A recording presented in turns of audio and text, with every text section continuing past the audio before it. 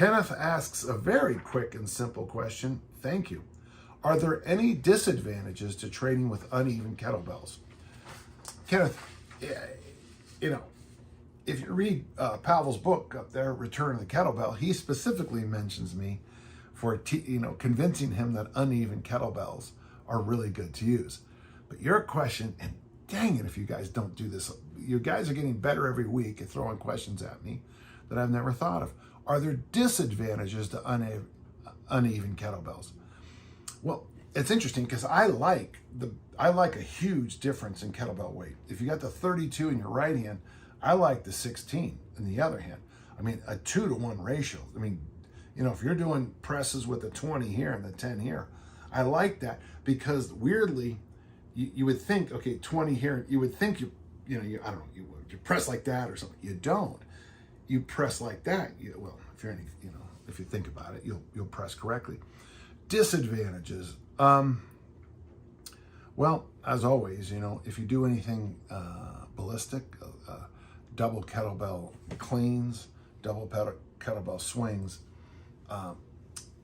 you might find you turn towards one of the weights.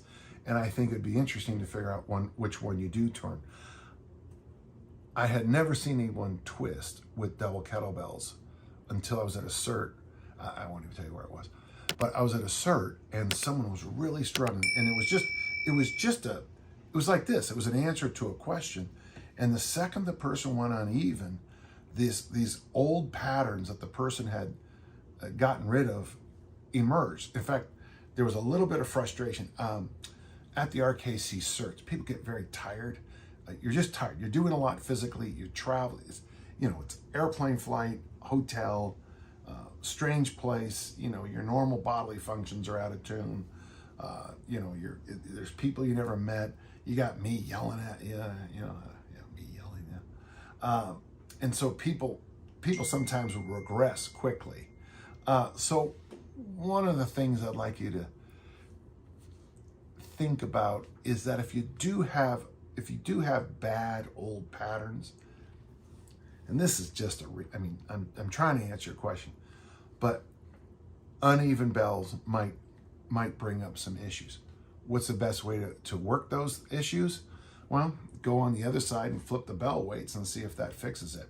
So if I'm holding the 32 here and the 16 here, put them down, walk around, and then have the 32 here and the 16 and see if that cleans it up.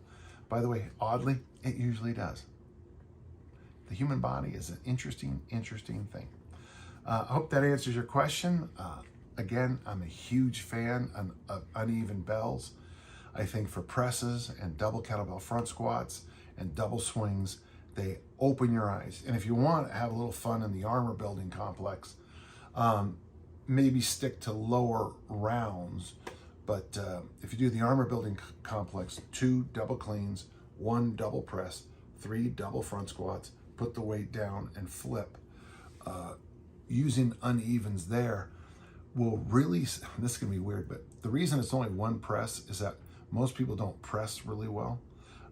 When I did my kettlebell cert, we had a finisher, and I was able to, we're supposed to do all these presses, and I did it, and somebody said, well, most people can't press that much, and I'm like, yeah, actually, this is fine for me. Of course, if we were doing pull-ups, I was at a workshop one time, and I was expected to knock off over 20 pull-ups on my first set. I've never done that my entire life. I'm just not a pull-upper, and I'm okay with that, folks. And yet, when we came over to the next day and we're doing like presses and front squats, the same people were kind of, this guy's nothing, couldn't press. If you want to challenge your press, the ABC workout with unevens, you can really load up. And so you're only doing 1 press, but you're kind of saving it over time, because I'm going press heavy on this set. The next set, I'm going to be half the weight.